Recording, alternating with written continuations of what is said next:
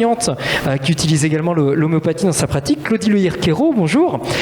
Vous êtes sage-femme libérale à Rennes, diplômée en homéopathie de la faculté d'Angers. Vous êtes également acupunctrice. Et moi, j'aime bien toujours les petites histoires. Comment est-ce qu'on rencontre l'homéopathie? Comment est-ce qu'on y arrive? Et vous, c'est par votre fils, apparemment, que vous êtes arrivé à l'homéopathie, que vous avez attrapé le virus ou la passion de l'homéopathie.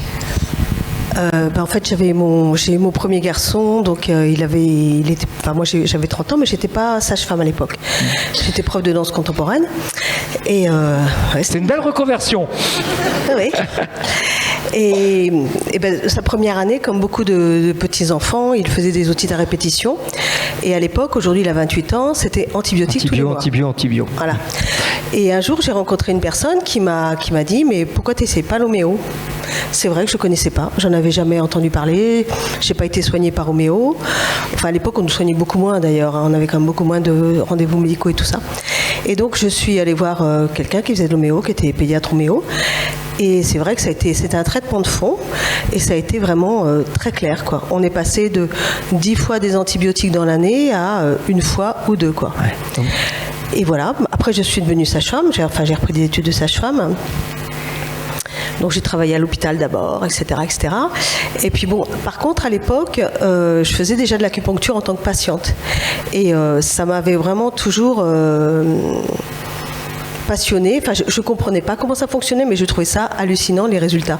Donc je me suis formée d'abord en acupuncture pendant 5 ans, et puis après je me suis formée en homéopathie. Enfin, c'était un peu en même temps d'ailleurs, mais enfin, j'ai quand même commencé par l'acupuncture d'abord. Et l'homéo, j'ai fait une première année à la Société homéopathique de Bretagne, mais c'était vraiment aride, hein. Oh là là, c'était vraiment une galère cette formation. Oui, je ne sais pas à cause de qui. Vous n'avez pas faire des contours dans la salle, si j'ai bien compris. C'était vraiment... On n'a pas entendu, on n'a rien entendu. Voilà. Et donc, j'ai laissé tomber pendant 2-3 ans. Et puis après, je suis retournée sur une autre formation, ce que le CEDH appelait le DTH. Et là, j'ai trouvé ça beaucoup plus abordable, beaucoup plus vivant. Enfin, ça me parlait beaucoup plus. Et un DU pour finir, en plus, un diplôme universitaire. Voilà, et un DU d'homéopathie à la fac de médecine d'Angers, quoi. Ouais. Aujourd'hui, vous conjuguez, ça c'est original, l'homéopathie et l'acupuncture. Ouais. En quoi c'est complémentaire ou bien différent d'ailleurs ces deux techniques de soins? Alors parfois, pour répondre à la question qui était juste après, parfois c'est plus simple de faire comme ça peut-être pour la réponse. Je fais que de l'homéopathie par exemple pour les petits. Je fais pas d'acupuncture sur les petits.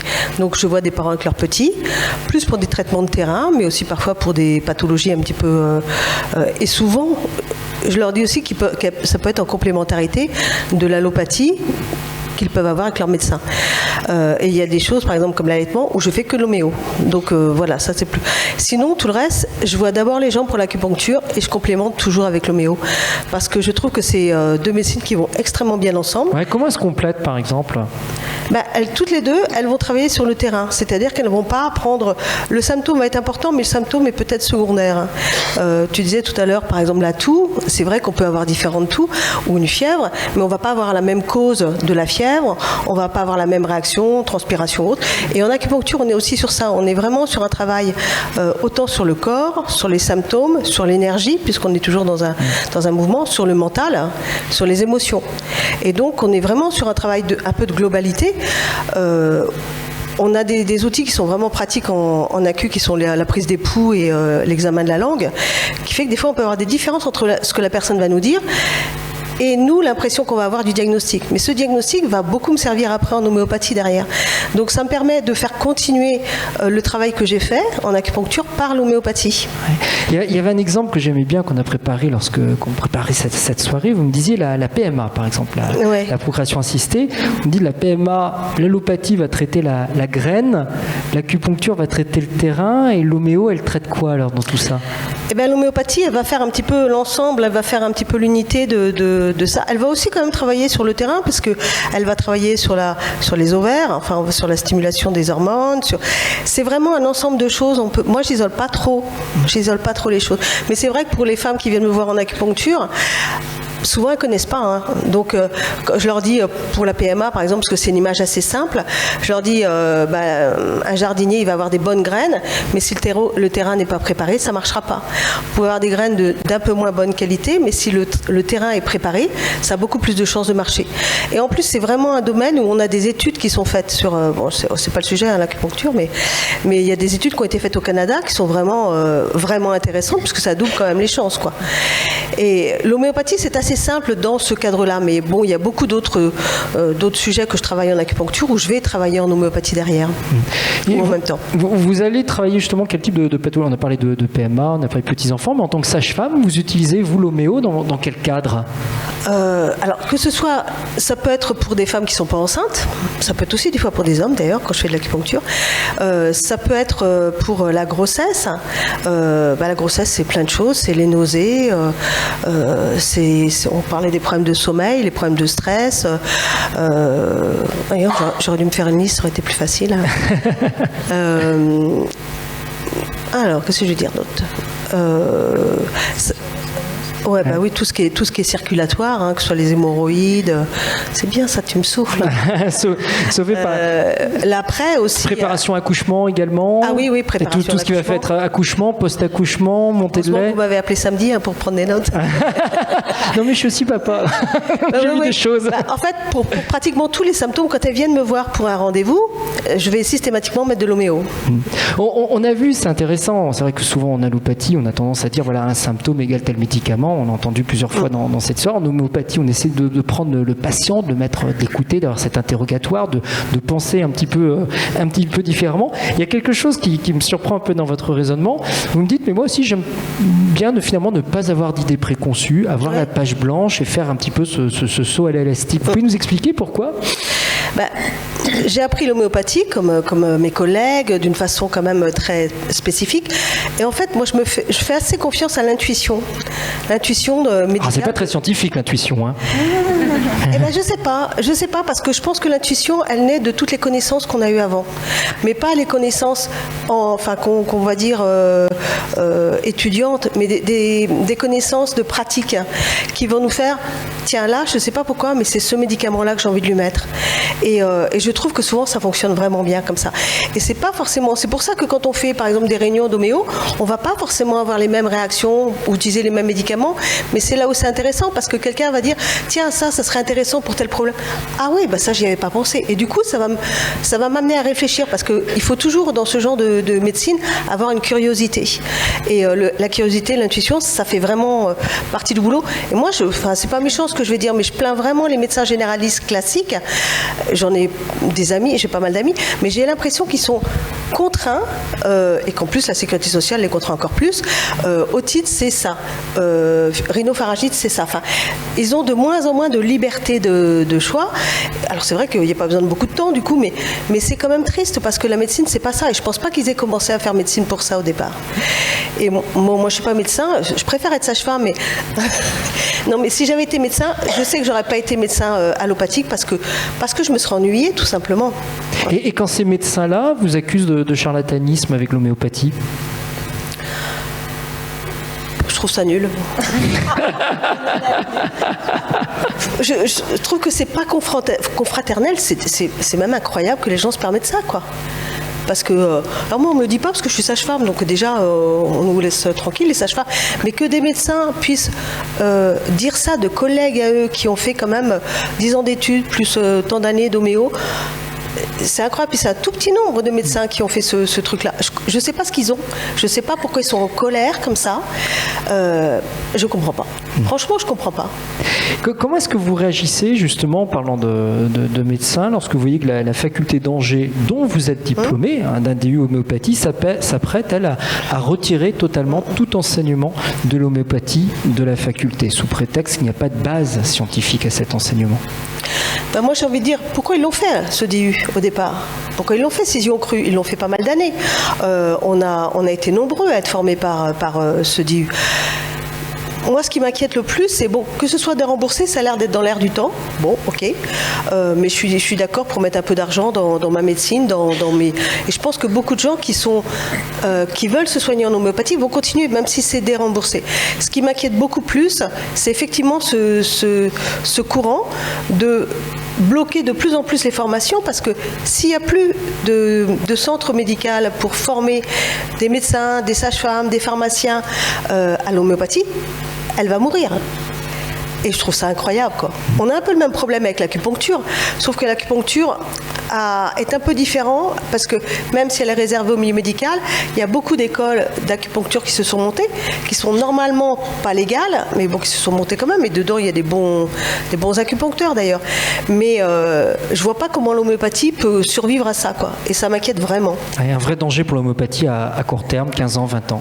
C'est signer un peu l'arrêt de mort, hein. Ouais. Ça, c'est pire que le déremboursement. Toute dernière question que je pose à toutes les personnes autour de ça. Qu'est-ce qui vous fascine le plus dans l'homéopathie ou dans ce que vous avez pu voir comme effet d'homéopathie en tant que sage-femme ? Moi, les personnes qui viennent me voir, par exemple, j'ai des femmes qui... Déjà, les femmes, quand elles sont enceintes, elles ont très peu de médicaments utilisables. Donc, elles viennent me voir en désespoir de cause. Celles qui viennent, les pires, les plus malades, c'est les nausées avec l'hypersalivation et tout ça. C'est pas des gens qui connaissent forcément ni l'homéopathie, ni l'acupuncture pour un certain nombre. Certaines personnes connaissent, mais d'autres viennent en désespoir de cause. Et quand ils viennent me voir, au bout de la deuxième séance, on me dit « Je revis, ça va déjà mieux ». C'est pas complètement ça, mais c'est déjà mieux.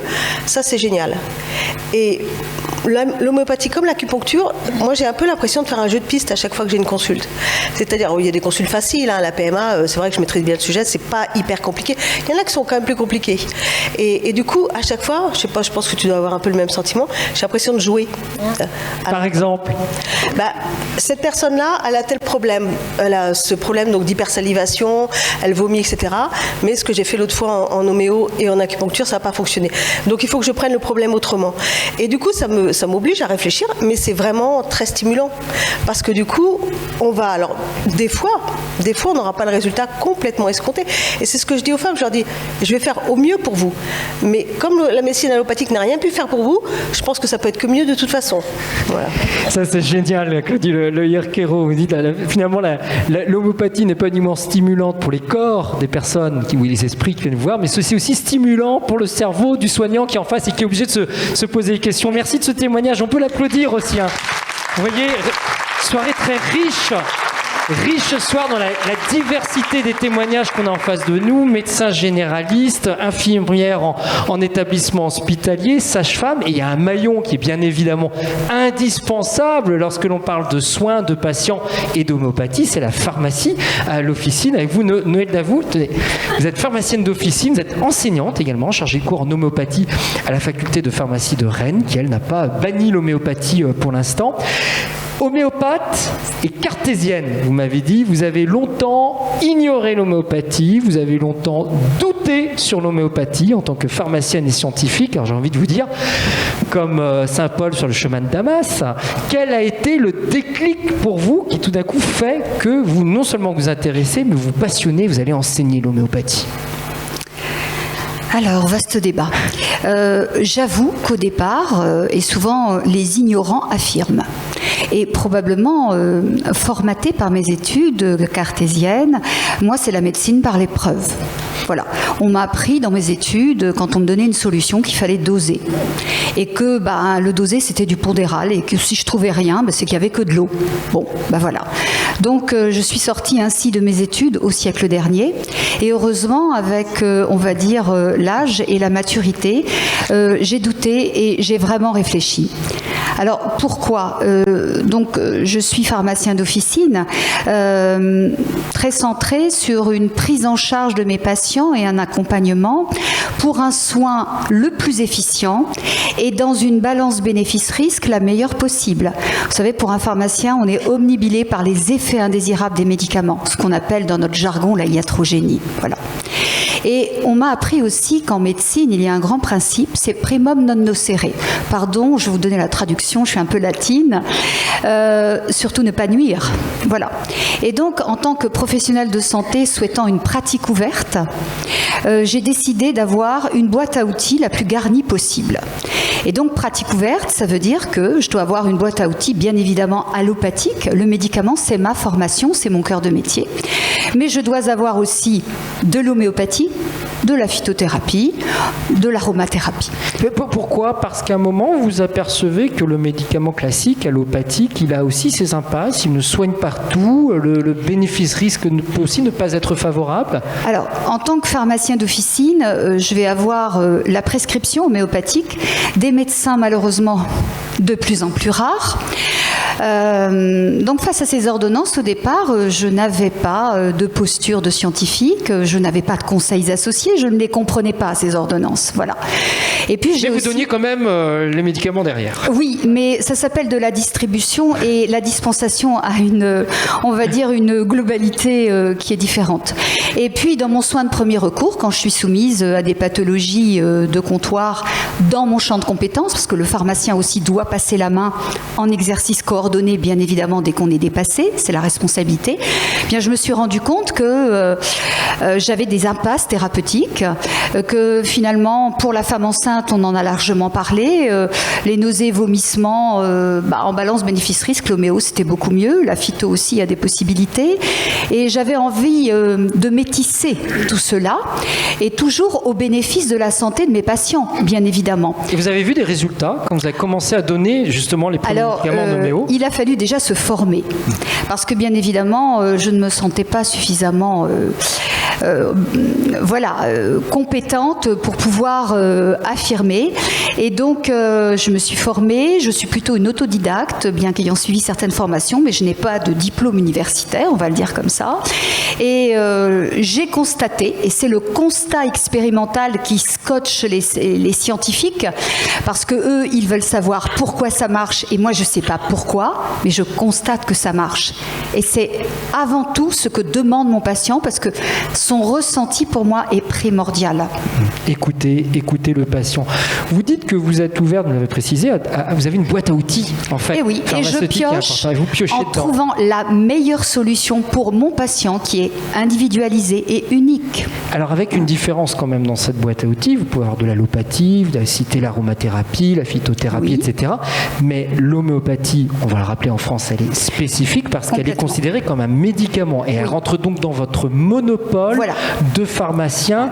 En quoi ça change la donne sur l'homéopathie ? Alors, d'abord, le monopole d'un pharmacien, c'est pas une rente de situation, c'est un monopole de compétences. À partir du moment où j'ai un médicament à ma disposition, il est donc dans mon monopole et dans un parcours de soins. C'est important. Si demain ce médicament est déremboursé, soit on aura peut-être et même sans doute une médecine à deux vitesses entre celui qui pourra et ne pourra plus, les transferts de prescription sur le remboursé qui se feront bien évidemment sur l'allopathie dont les risques d'effets indésirables seront supérieurs. Mais surtout, je ne voudrais pas que demain, ce médicament encore remboursé, demain plus remboursé, ne soit plus un médicament. En quoi ça changerait la donne que ça soit plus un médicament ? Si c'est plus un médicament, l'homéopathie sera vendue comme d'autres pays, pourquoi pas au Carrefour du coin, ou au Super U, ou dans une station-service. Et désormais, l'homéopathie qui ne sera plus enseignée aux médecins, voire reconnue, et qui sera en vente partout, et pour lequel le pharmacien n'aura plus la main, va échapper au parcours de soins, ce qui fait entrer le patient dans un autre parcours, qui est peut-être aussi celui du charlatan. Et bien évidemment, le professionnel de santé, pardonnez-moi d'être corporatiste, il a quand même des compétences et des connaissances qui garantissent un soin sécurisé et efficient. Donc vous souhaitez demain que le médicament homéopathique reste toujours un médicament dans le monopole des pharmaciens et ne soit pas distribué librement, je ne sais pas, naturopathe ou autre spécialiste. Complètement, et que le pharmacien reste encore dans le développement de la connaissance homéopathique pour essayer de prendre un peu le relais de ce médecin qui malheureusement aujourd'hui a un temps médical plus que restreint et ne peut plus se former autant comme on le souhaiterait, de façon à ce que ce soin de premier recours, dans la garantie du parcours de soins, soit pérenne. Vous dites que vous avez donc dû changer de regard, pour vous qui étiez très cartésienne et qui aviez peu étudié l'homéopathie dans vos études de pharmacie, vous avez changé de regard sur l'homéopathie. Les opposants en ce moment qui décrivent l'homéopathie affirment qu'il n'y a pas d'études scientifiques, que rien n'est prouvé, il n'y a pas d'études probantes qui sont faites derrière. Qu'est-ce que vous leur répondez ? Vous savez, quand on veut tuer son chien, on dit qu'il est galeux. Donc les études, il y en a pléthore. Elles ne sont pas que sur l'humain. Nous aurons des témoignages tout à l'heure sur les animaux. Il y a des études faites sur les plantes. Il y a des physiciens qui n'ont rien à voir avec l'homéopathie, qui se sont intéressés à ces fameuses dilutions dont on dit qu'au-delà de la 12CH, et c'est réel, on ne peut plus rien peser. Et pourtant, il se passe des choses au niveau du solvant et les physiciens n'ont pu que constater. Ils n'ont pas expliqué, mais constaté. Donc je pense qu'aujourd'hui, nous sommes à un carrefour. Tout progressera. Un jour, le voile sera levé, mais dans cette attente, il faut conseiller, il faut pratiquer et écouter nos patients dans une approche globale. Alors, il faut conseiller, il faut pratiquer, mais pour cela, ça impose aussi aux pharmaciens, on l'a vu comme aux médecins tout à l'heure, peut-être de changer un petit peu leur fusil d'épaule, de changer leur paire de lunettes, de regarder les choses différemment. Et autant, on a vu avec le docteur Miard tout à l'heure, elle nous a expliqué son parcours, comment elle avait changé la manière d'appréhender les patients, et pas les symptômes, mais les patients en face d'elle. Vous avez aussi changé un petit peu quelque part votre manière d'appréhender les médicaments. Vous dites ce qui est très dur pour un pharmacien dans cette histoire-là avec l'homéopathie, c'est de sortir du carcan pondéral. Alors c'est quoi ce fameux carcan pondéral ? Vous savez, il y a un monsieur qui s'appelle Paracels qui a dit il y a bien longtemps que la différence finalement entre le médicament et le poison, c'était la dose. Parce qu'on cherche toujours à peser. Or en homéopathie, on sait très bien que le bébé, comme le cheval, comme l'éléphant, on va leur donner la même chose. Alors comment est-ce possible ? Oui, c'est toute cette dimension, et l'acupuncture en fait partie, de ce message informationnel qui va être envoyé à l'organisme.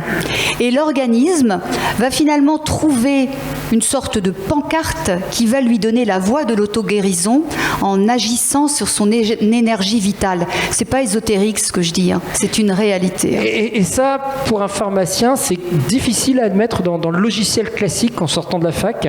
Dans le formatage, c'est forcément complexe. Après, c'est la pratique et le constat expérimental qui vont contribuer à faire grandir et à donner, j'ai entendu tout à l'heure le jeu, figurez-vous que chaque fois qu'on vient à la pharmacie me demander un conseil, par exemple pour un rhume, pour de la toux, pour un enfant qui a de la fièvre, pour une femme enceinte, eh bien j'ai beaucoup de plaisir à jouer avec mes boîtes. Et la thérapeutique homéopathique, ce n'est pas simplement un traitement en aigu, ça peut être en chronique, ça peut être en préventif, ça peut être en complémentarité. Et je voudrais tout de suite dire que je suis tout à fait en faveur d'une médecine intégrative.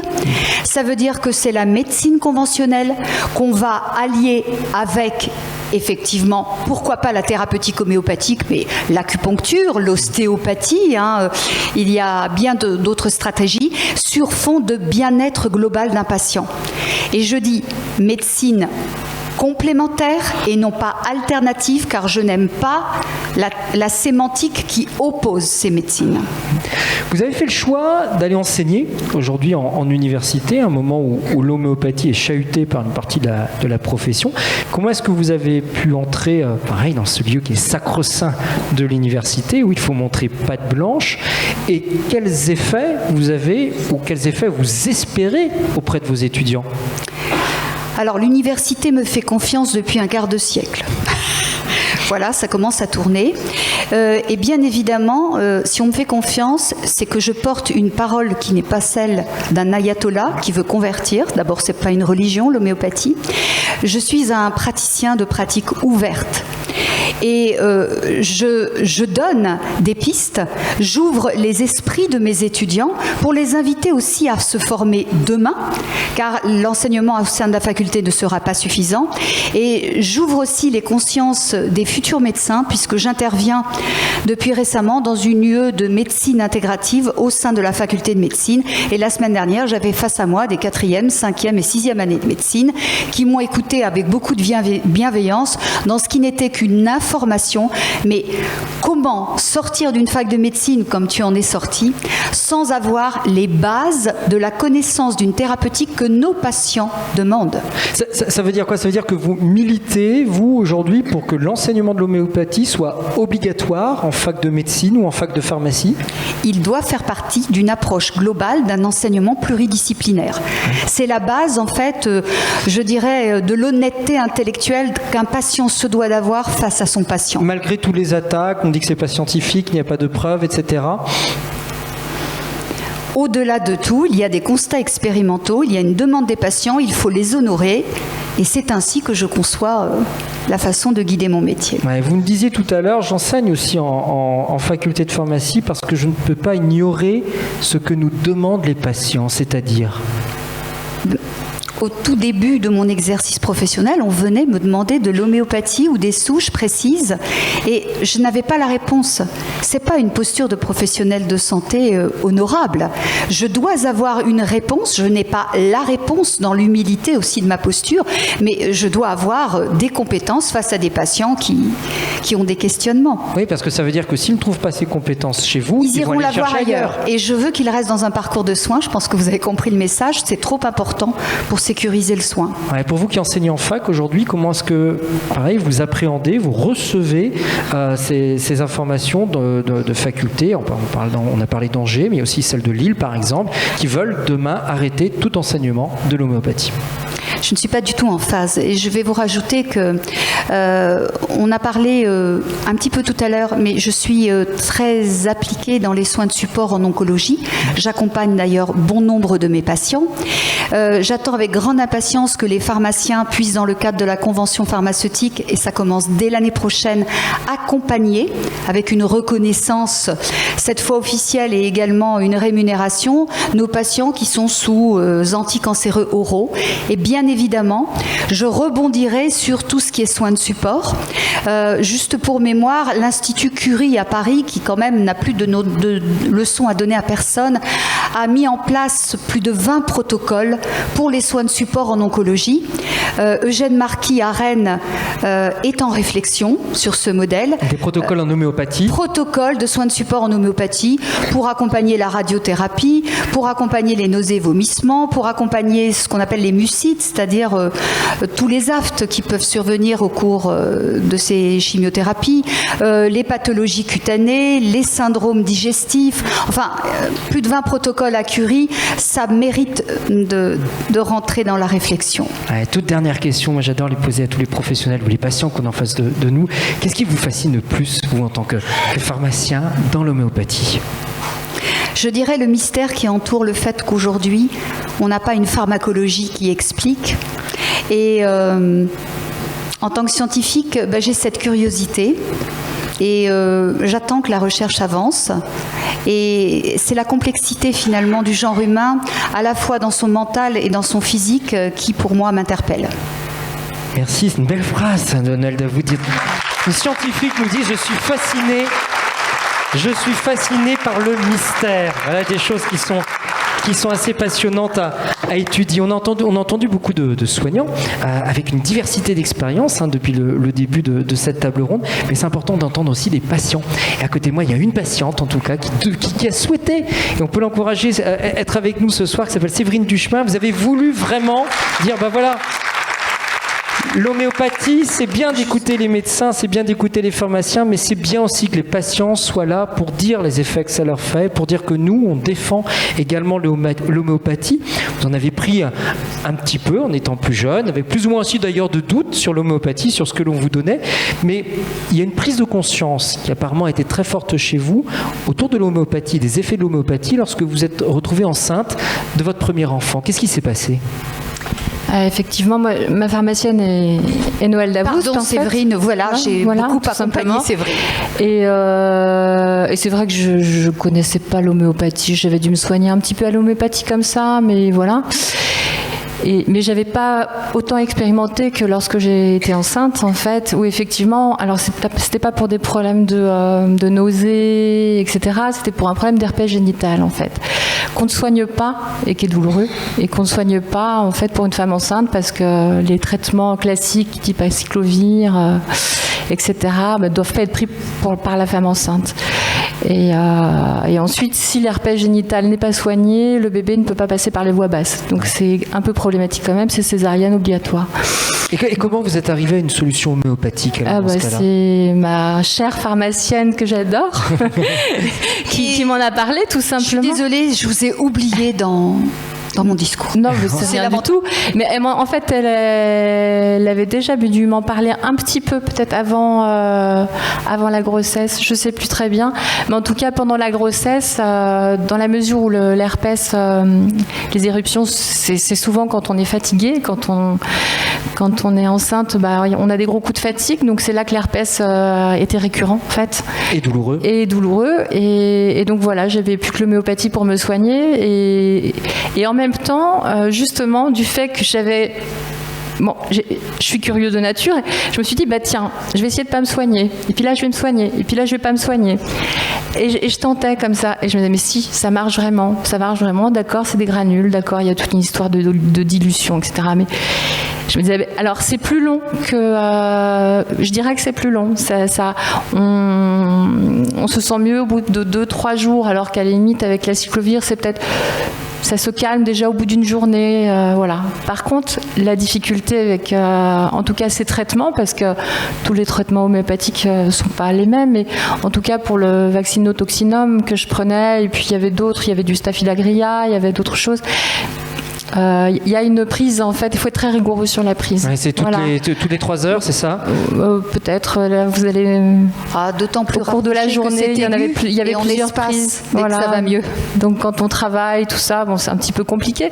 Mais en même temps, il n'y a pas le choix, il n'y a que ça, parce que finalement, les médecins allopathes ne vous offrent absolument rien. Donc, tout comme pour les nouveau-nés, en fait, quand ils sont tout petits, des petits rhinos, etc., en fait, on n'a pas de médicaments pour les soigner. Et pour revenir à votre herpès, c'est intéressant, votre posture aussi, finalement, c'est très, très scientifique, de dire, tiens, je vais essayer que le médicament, tiens, ça passe, j'enlève le médicament, ça revient, je réessaye, ça passe, je l'enlève, ça revient. J'ai un peu souffert, justement, pour tester. Vous avez fait votre propre protocole, quelque part, derrière. Voilà. Et vous avez continué, à l'issue de votre grossesse, à vous soigner par homéopathie, ou vous êtes revenu à l'allopathie? Non, je continue, mais en même temps, ce qui est assez drôle, c'est qu'après toute cette phase avant grossesse, je n'ai plus eu d'herpès du tout.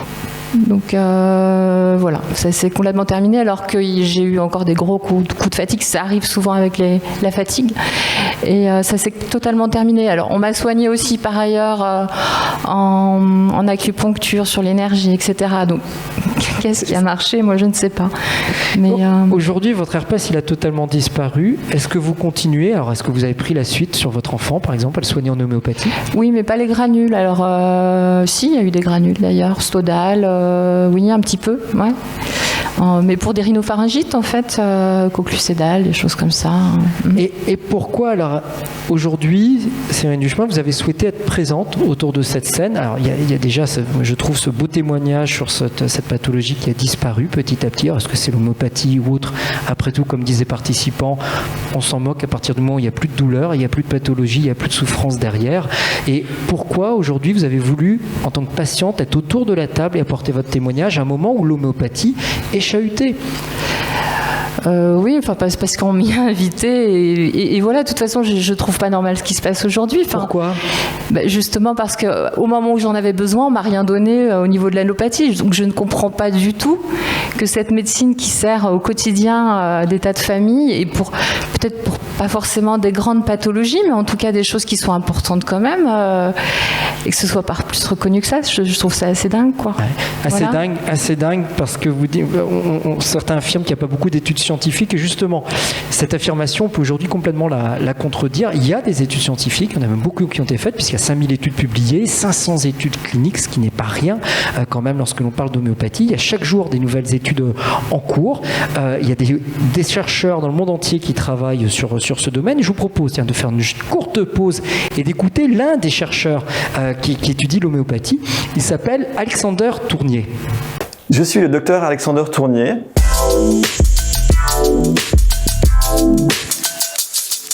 suis physicien. Je suis aussi le fondateur du Homeopathy Research Institute en Angleterre. Et je suis chercheur en recherche fondamentale sur l'homéopathie.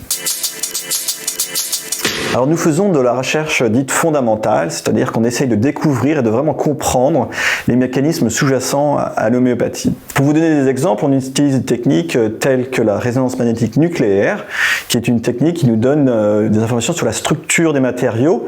Et par exemple, vous retrouvez ça dans les scanners, dans l'imagerie médicale. Une autre technique qui est très courante et très utilisée partout, c'est la spectroscopie. L'information qui vient de comment la lumière passe à travers un matériau. On se sert de cette technique de recherche pour détecter des différences entre les dilutions homéopathiques et les solutions de départ. Ces différences sont très importantes pour nous car elles commencent à nous dire comment fonctionne l'homéopathie. En particulier, en ce moment, on étudie l'hypothèse de la présence de nanostructures, donc structures de la taille d'un virus ou même inférieure. On voit ces nanostructures dans certaines expériences et cela nous permettrait de vraiment commencer à comprendre comment fonctionne l'homéopathie. Oui, en effet, on voit une action biologique des dilutions homéopathiques sur les plantes ou des cellules. On a fait des expériences en utilisant des dilutions homéopathiques de gelsémium, qui est une petite plante avec de jolies fleurs jaunes, et on voit que ces dilutions ont un effet sur la synthèse d'hormones impliquées dans le contrôle de l'anxiété, par exemple. Oui, il existe plus de 500 études cliniques en homéopathie. Environ 200 d'entre elles répondent aux mêmes critères méthodologiques rigoureux utilisés en médecine conventionnelle. En particulier, les études dites randomisées contre placebo, qui sont couramment utilisées pour étudier les médicaments conventionnels. Ces études sont méthodologiquement identiques à celles utilisées en médecine conventionnelle et 40% d'entre elles présentent des résultats positifs, ce qui est très comparable à ce qu'on retrouve en médecine conventionnelle. Oui, en vie réelle, on voit bien une réelle utilité de l'homéopathie pour un grand nombre de patients. Pour les femmes enceintes, par exemple, les enfants et les personnes âgées. On voit bien l'utilité de l'homéopathie dans la gestion des effets secondaires de la chimiothérapie, mais aussi dans la gestion de l'asthme ou de l'eczéma ou de l'otite chez l'enfant. Et pour eux, comme pour moi, la recherche continue. Voilà, beau témoignage d'Alexander Tournier qui fait de la recherche sur l'homéopathie. Sabine Duchemin, merci également qu'on peut applaudir pour son témoignage de patiente et puis surtout sa présence autour de cette table.